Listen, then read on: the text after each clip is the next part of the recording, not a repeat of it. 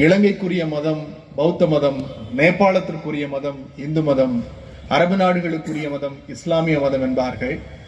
ஆனால் இன்றைக்கு இந்த மேடைக்கு பிடிக்காத ஒரு மதம் பிடித்திருக்கிறது, அது தாமதம். நாங்கள் தாமதமாக விழா ஆரம்பித்ததற்கு உங்கள் அனைவருடைய பாதங்களை வணங்கி மன்னிப்பு கேட்டுக்கொள்கிறோம். சூழல் அப்படி. ஒரு பக்கம் இங்கே திராவிட முன்னேற்ற கழகத்தையும் கருப்பு சிவப்பையும் ஆதரிப்பதற்காக முன்கணப் பணியாளரில் தொடங்கி தூய்மை பணியாளர் வரை இங்கே உட்கார்ந்திருக்கிறீர்கள். ஆனால் அங்கேயும் நம்முடைய தோழர்கள் ஒரு பக்கம் போராட்டத்தை நடத்தி கொண்டிருக்கிறார்கள். நான் போராட்ட களத்தில் இருக்கிற நியாயங்களை இங்கே பேச வரவில்லை.